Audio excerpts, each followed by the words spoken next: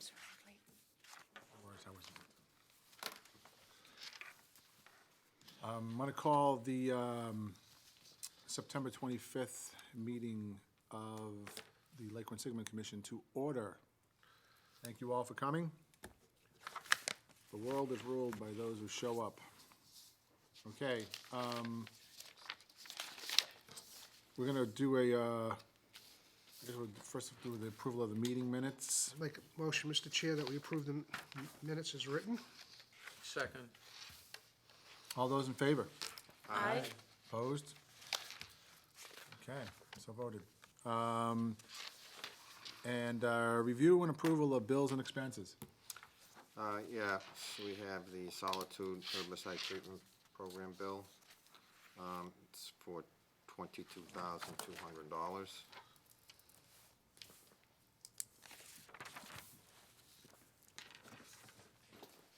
Okay. What did you say, 22,200? 200. Any discussion? Question, Chair? Sure. How does that impact our budget? Good fraction. We have sufficient funds to cover the amount.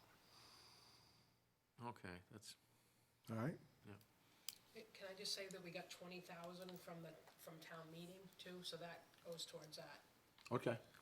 from the town of Shrewsbury. Yeah, 20,000, okay, 20,000 from the town of Shrewsbury and 2,200 from the Lake Quinsigamond Fund. Okay, Out. perfect.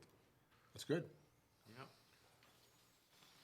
So 22,200. Is there a motion to approve? Motion to approve? Second? All those in favor? Aye. Aye. Opposed? Abstained? So voted. Okay, moving on to commissioners' reports. My report, not much to go over that I'm not gonna go over later on, except to say that the weather's was beautiful this weekend. The lake was lively, or at least the Flint Pond side of it was lively. I didn't get down to the big lake too much, and it's kind of a gift, I guess, that we get this nice weekend, and it looks like the weather's gonna hold out for a while, so that's all good. And that's about it for me. Mr. Pica. A few things, Mr. Chair. One, yeah, it's not Lake Quinsigamond, but, and a lot of people may know it, but Indian Lake was shut down because of cyanobacteria. You know, my concerns is for Lake Quinsigamond, you know, it's in the area.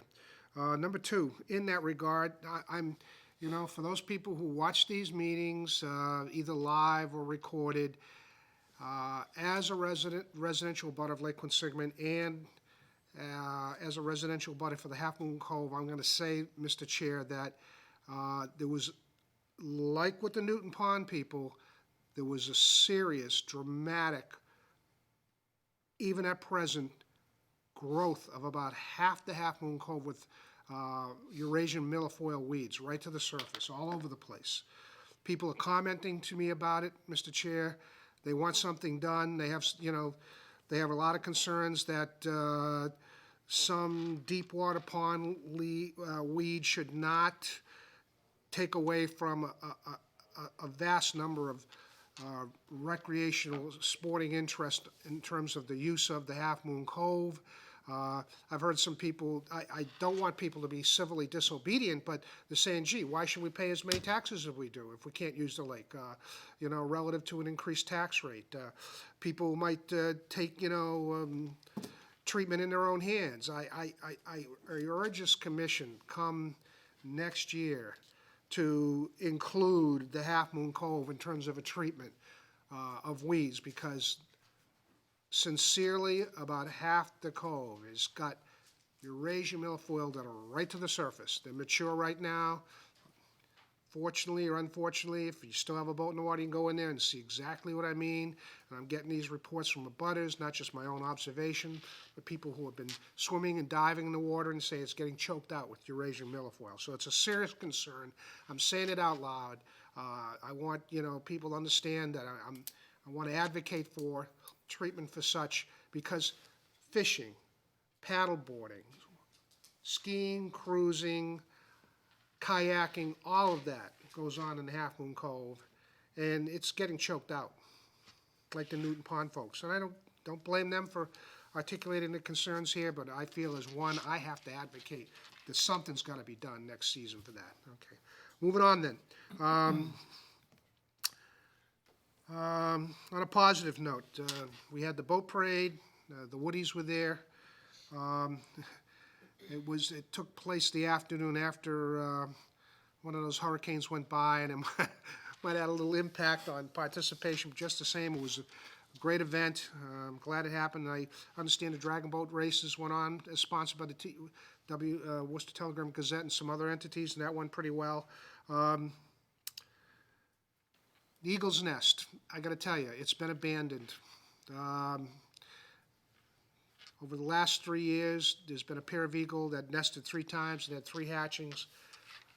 But the nest has disappeared, and the eagles are not, and I'm out in the lake often enough, they're not roosting or sitting about that area on Drake Island where they've had the nest. So who knows what it means? Next February, will they be back and rebuild the nest, or will they move on? We've had 3 seasons of enjoying the bald eagles flying about the lake, and I would certainly hope that we might be able to enjoy viewing them again, but that may be a question right now. And finally, Mr. Chair, I have to reiterate this again. We don't have any representatives of the Worcester or Shrewsbury Police Force here tonight, but this past weekend, I did not see any police on the lake. This past weekend, Saturday and Sunday, there was as many people boating on the lake as there was in the middle of July, and there was people whom I could have to say just weren't practicing safe and boating and considerate behavior. Somebody said to me that somebody went flying through the gap to the Half Moon Cove, and somebody had to jump off a paddleboard to avoid them. I've seen some video of jet skis, taking the initiative to spray water on a pontoon boat. There has to be, when people are out there, more law enforcement out there to basically give the message to the boating public to behave yourselves. We'll leave it at that, Mr. Chair. Thank you. Okay, thanks. Just to address a couple of things, the Half Moon issue, the frank answer is that I don't see us treating Half Moon next season for weeds, but I do see us, because we have, we have the VCI identified in there, so they're not going to let us treat that. So, and Natural Heritage is dug in on that, and believe me, I've gone and I've expressed the arguments that you're talking about as far as people, which is my big concern, is people taking matters into their own hands, which is going to be impossible. We certainly don't have the resources to police that, and neither does the state. So, and Lord only knows what they're going to end up dumping in the lake if they decide to they're not going to go through the permit process to do it. So that is a big concern. But one thing we are going to do is we're going to go down, and I really wanted to get that done this year, and it did not happen, and you can blame me for that. But to take samples of what we think is the VCI down there and make sure that we have a DNA test, and we are positive that that's what it is, and kind of go from there. So that's the next step we're going to take. And If I can ask a question, Mr. Chair, if there's abutters who are, call it what you want, are upset enough, what's the name of the agency that we're concerned about that they may need to make an appeal to? It's a Natural Heritage. What's it called? yeah, so there's a group in the government, but really our permits come from the Conservation Commissions of Grafton, Shrewsbury, and Worcester, and they'll go by the guidance of what Natural Heritage says. Natural Heritage. Okay. Right. Is it a state agency? So it's under the Endangered Species Act. And bear in mind, I want everyone to understand this, that Lake Quinsigamond as a body of water. It's a great pond, but, you know, as the state looks at it, as the environmental stewards of the state look at it, they look at this pond as a natural resource. They don't look at it as a sporting resource. They don't look at it as a swimming thing or a fishing thing so much as they look at it as, you know, a body of water that has wildlife in it. And if any of that wildlife is in danger, that's going to take precedence over anything else. And I've used the argument, well, we can't swim, and, you know, boating, and they look at you and they go, you know, that's not the issue. So I'm not saying don't contact Natural Heritage and talk to them about that. You're free to do, you know, this is America, so you can call those folks up and get all the information that you want. I encourage you to do it, actually. But that's, you know, the frank answer of where we are with that. So I'm hoping to get this straightened out and to move forward, because it's not just Half Moon Cove, it's the Cove over by Sunset Beach, and even in Round Pond, which is between the Stringer Dam and Route 20, it's, you know, just getting overrun with you know, with invasive weeds. So I'm hoping to straighten and get that straightened out at some point. And the other thing is that you know, the real setback is that they don't, the science doesn't know what the chemicals we're using to treat, you know, the invasive that we're treating. Like, they don't know what diquat does to, you know, it does to vasei. You know, for example, diquat kills milfoil but doesn't do anything to fanwood. So they don't really know what's going to do because it hasn't really been tested. So that's the other issue there, and that's also ongoing. And there's some, and Jacqueline can probably speak better to this than me, that there's some chemicals or some chemical treatments that they're doing that would mitigate that. Also, there's the hand pulling, which would be extremely expensive if we were to go down there and do that.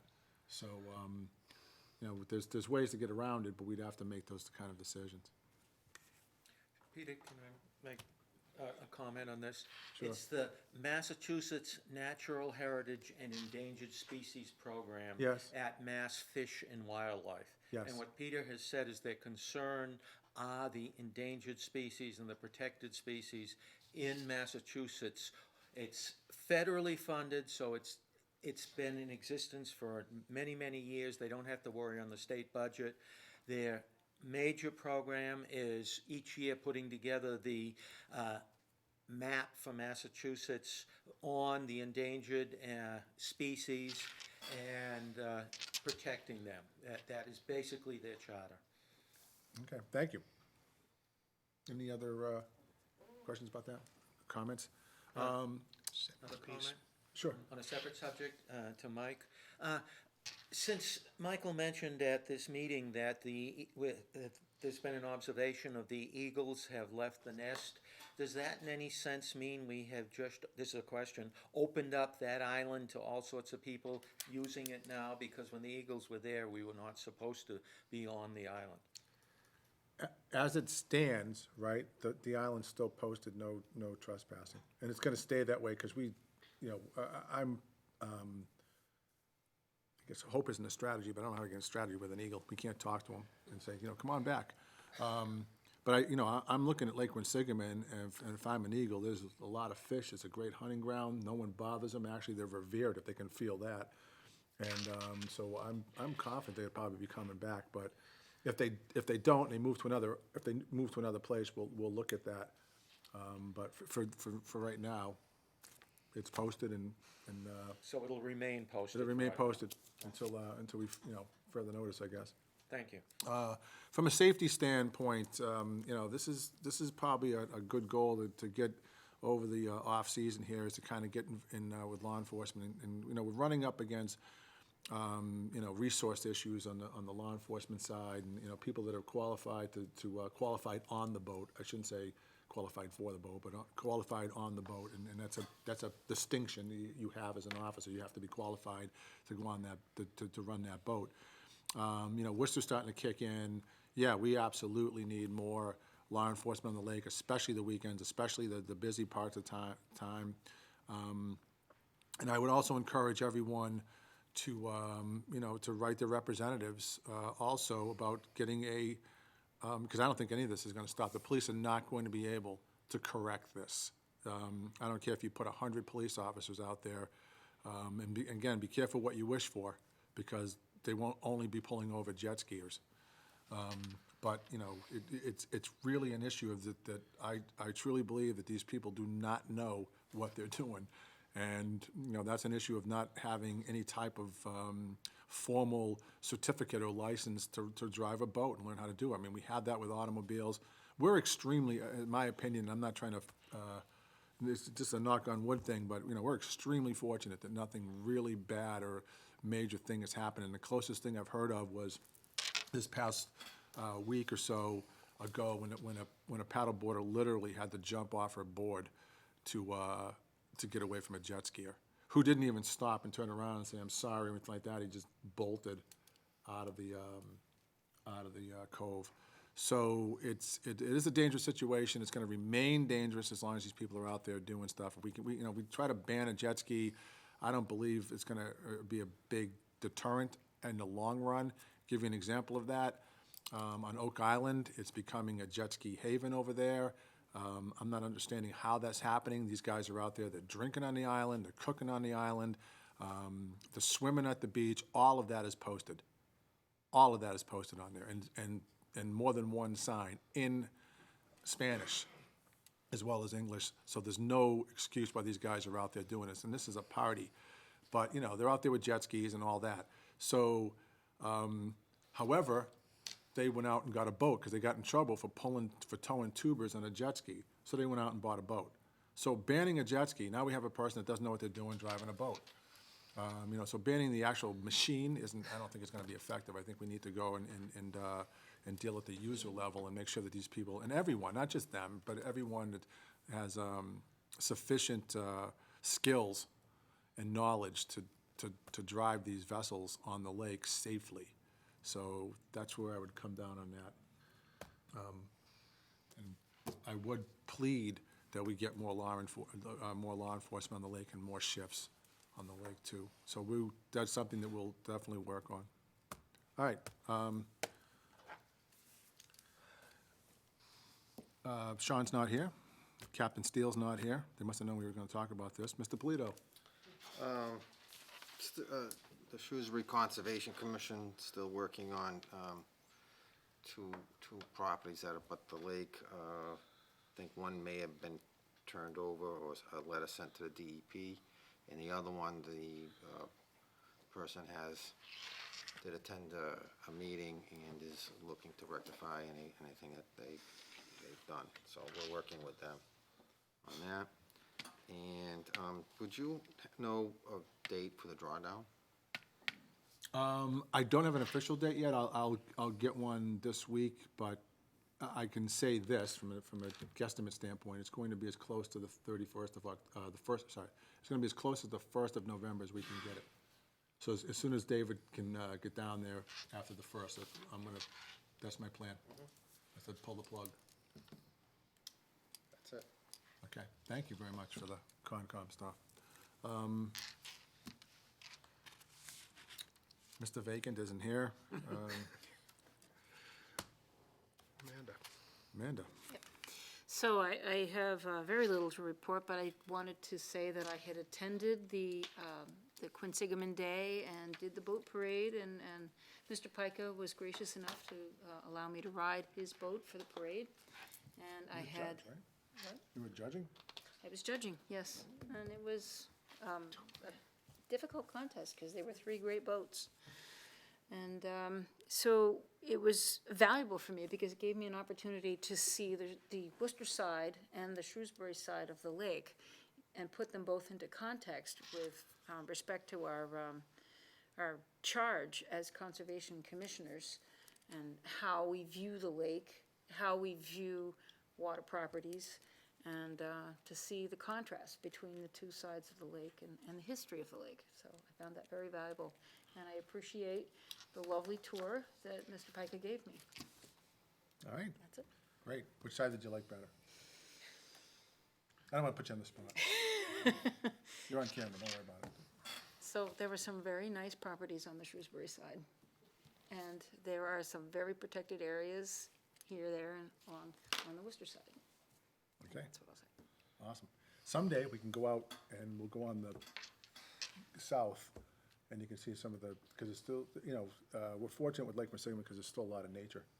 Still a lot of shores that don't have houses on them, and you can kind of see it's really beautiful. I'd like to You get think you're much in more a different world, actually, when you're over there. I'd like to get much more acquainted. Fantastic. There's a bunch of stuff for sale. Mr. Nels? I guess just one comment. It's getting pretty cold out there in the mornings. We've had some mornings where it's been 40 degrees and a lot of them at low 50s. Yeah. But the lake is still quite busy. I'm surprised. South of the Burns Bridge, there's still water skiers zipping around early in the morning. There have been a lot of fishermen, more than usually. They disappear after Labor Day, but they're out there as well. And as everyone knows, the college crew's quite busy now and probably will be up until the snake regatta. All right. Have you been in the water? I've been on it, but I haven't luckily fallen in it yet. Good, okay. I know that in front of my house, they're still skiing in the course without wetsuits.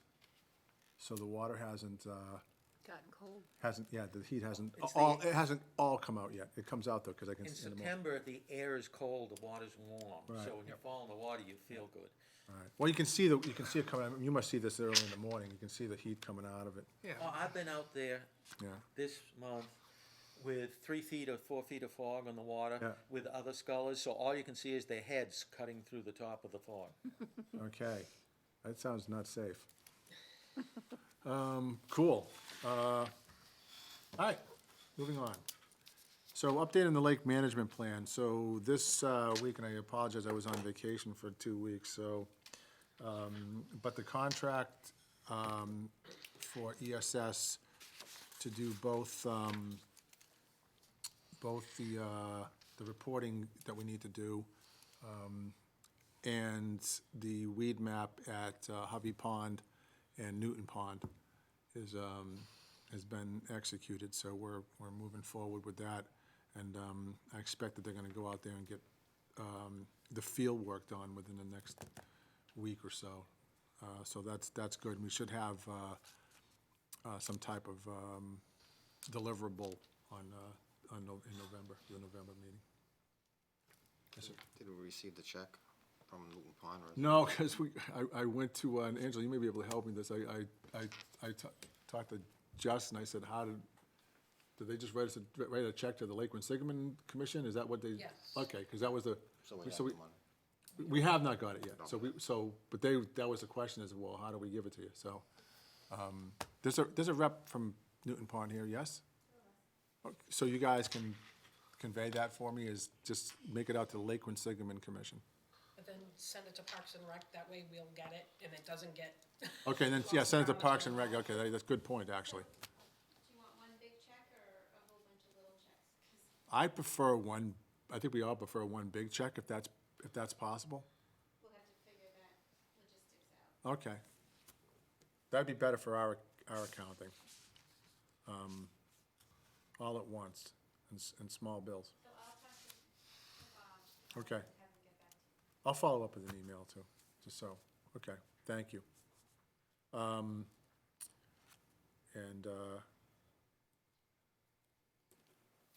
besides, and the drawdown will be, as soon as after November 1st as we can possibly get it, if not on the 1st. We'll see what, And we'll post it on the website, and notices will be Right. sent out.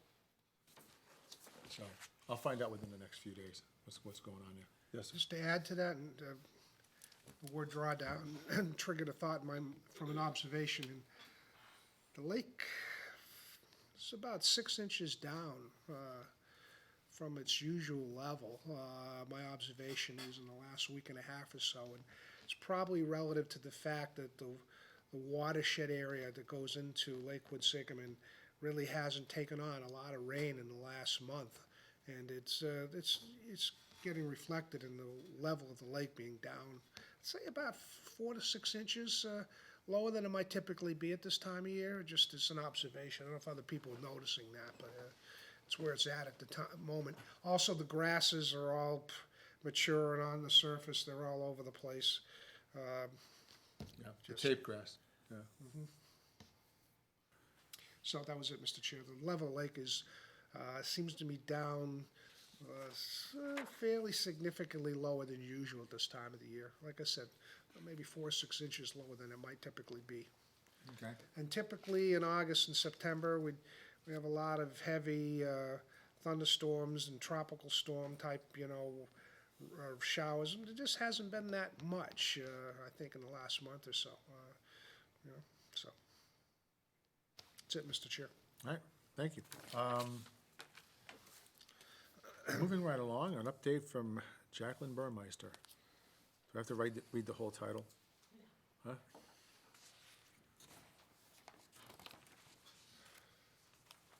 Thank you, Jacqueline. Some reports for this month. Water quality. We're going into the last weeks of the water quality monitoring program at the city of Worcester. So, yeah, I'm working on starting to get those reports together that the Lakes and Ponds program was going to take on this year for the Lake Quinsigamond Commission. Previously, you had contracted through ESS to get some of the water quality measurements done, but since there's so much overlap between this program and what they were proposing, we decided to merge the two, or have us use this data. So I'm getting that together. It should be ready by next month, and it will have all the most recent data. There's Thank some you. extra reports up here for anyone who wants them. So just a quick overview of what's going on in the lake. I went out today to take a quick temperature profile for the month of September. The surface temperature, as you mentioned, is still quite warm. It's about 69 degrees Fahrenheit or 20.5 degrees Celsius. And that number on there that says 9/4 for the date, that's incorrect. That was for the 17th. So that's about 2.8 degrees Celsius lower than it was in the beginning of the month. But it's still quite warm. The transparency of the water, how clear it is, has increased about 1/4 foot over the past month. And as the water cools, you would expect to see that. The dissolved oxygen is still quite high at the surface, and we are seeing a little bit more phosphorus in the water column, or that those nutrients that tend to feed the algae, cyanobacteria, and the invasive aquatic plants, or all aquatic plants really. And so what we're predicting is happening here is that because the water temperature is going down, you'll see in the profile, the September profile on that picture, that graph, that the cooler temperatures, we see the thermocline, or where that rapid decrease in temperature happening in the water column, is happening at a deeper depth. We're seeing more oxygen going down further into the water column, and so we're kind of seeing this S-curve kind of straighten out as far as oxygen and temperature in the water column, and that just means the water column is becoming more uniform as the season progresses, and this is going to allow more mixing of the water column, bringing oxygen to the lower levels, but then also bringing anything on the bottom of the lake back up to the top. And so this is when you might see increases in phosphorus and maybe algae activity in the lake. Our last Worcester Cyanobacteria Monitoring Collaborative meeting was about 2 weeks ago. There were some samples brought in by members of the Lake Quinsigamond Watershed Association. There were some cyanobacteria found in those samples. Again, as usual, nothing too dramatic and not in very high quantities, but it does occur naturally. And this is the time of year you would expect to start seeing it in a lake like Lake Quinsigamond. On here, I left the chart that has all of the bacteria Enterococcus results from from the summer when DCR was taking those numbers at the beaches. So nothing has changed there. We only had that one short closure at Regatta Point. And one thing that we're working on with the intern and the Watershed Association is to compare those E. coli and enterococcus data across the different sampling locations to see how they're related. And I think Barbara is going to talk a little bit more about that in a little bit. And if you have any questions.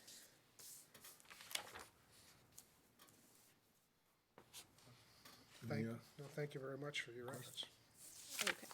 Jacqueline, as usual, thank you so much for this. Yeah, no problem. We gotta get you a summer picture for the, Yeah. I just noticed, huh? Yeah, this is pretty, I think it was probably February when we took But this. it's got snowing on, it's bumming me out. It's coming. It's coming. All right, thank you. Discussion on rules for Lake Quinsigamond. I don't have much to say about that. We haven't made much progress there, so I want to move on to an update from the Lake Quinsigamond Watershed Association.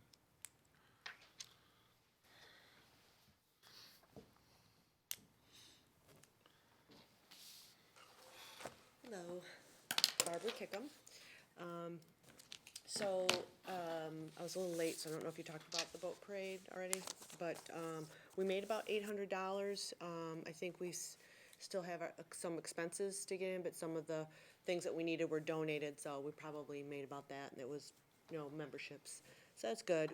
We didn't have a good boat turnout because of the weather, because it was right day after the hurricane was passing by, and ended up being a beautiful day, but it was, people just didn't decorate. They didn't have time because it rained Friday night, I think. But we ended up having a good crowd, and people had fun, and so we did well. We kind of broke even. We were more conservative about, food and drink so that we weren't, so we didn't take losses on that end, and we had a DJ instead of a band. So we did better this year than we did last year, financially. So that was good. Let's see, we have a volunteer from Dell. A group of people, about 20 people, are going to do a cleanup at Brownie Beach, probably October 15th, probably mid-October. And that's, I think, through the Cronin, Sarah Cronin, who's an active volunteer in the Lake Association. She works there. I think that's how she got them involved. So we'll be out there to just kind of direct them. That's always the worst place, Brownie Beach, north up to Main Street there. So that's going on. What else?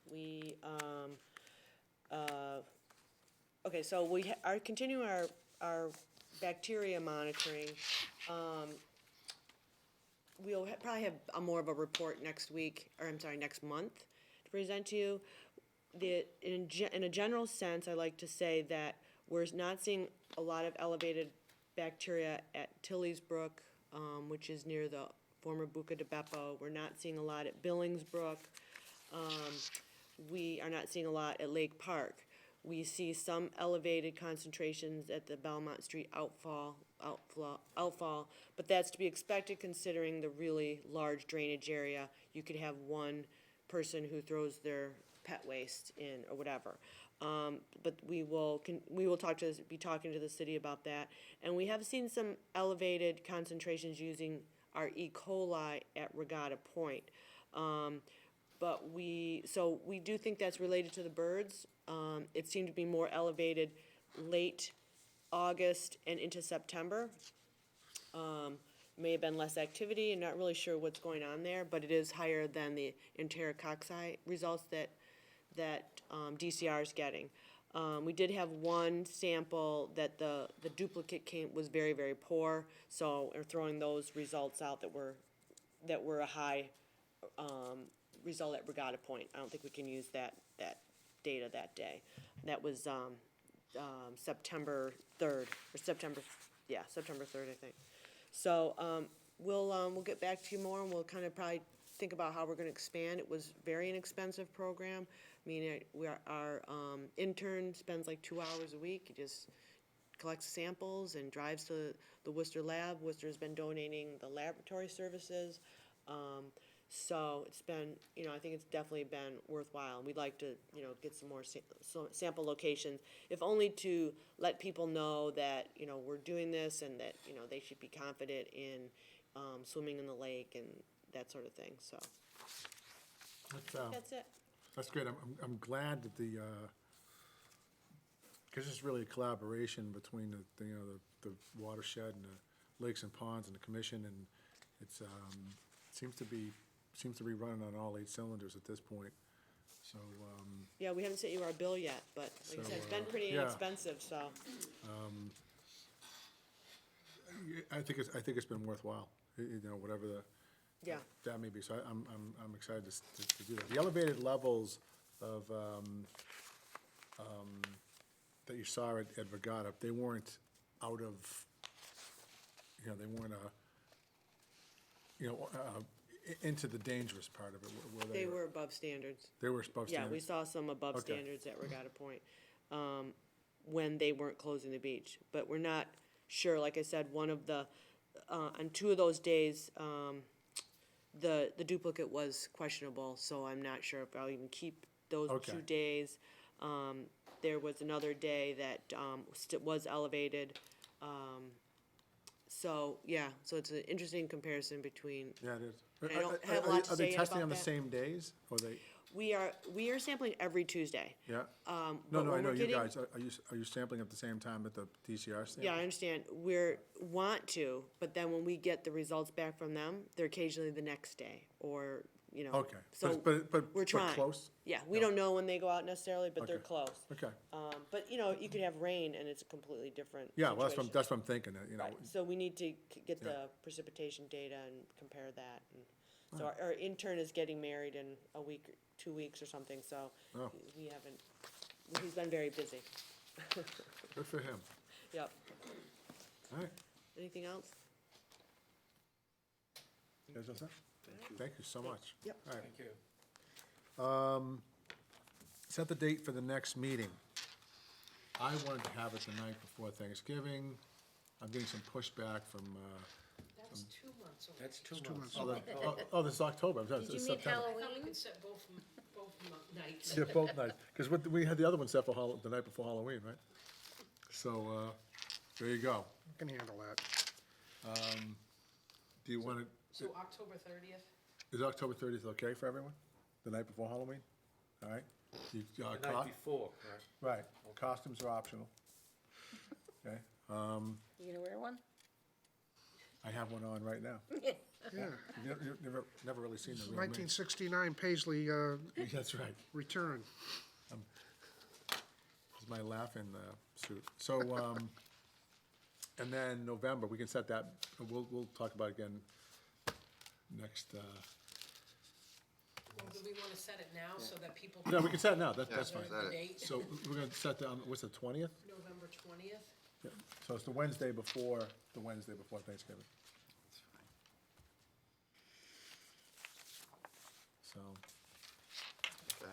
Question, will there be more meetings of the Quinsigamond Association between now and then? yes. Oh, I shouldn't be speaking for them. Is there gonna be more meetings for the watershed? Yeah, we meet, it would be the 3rd Wednesday of. The Wednesday, yeah. How many more meetings this year?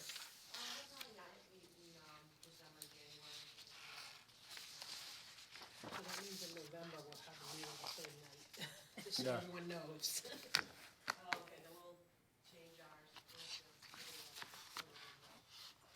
You can all come over your place the night before Thanksgiving, you can move it back a week.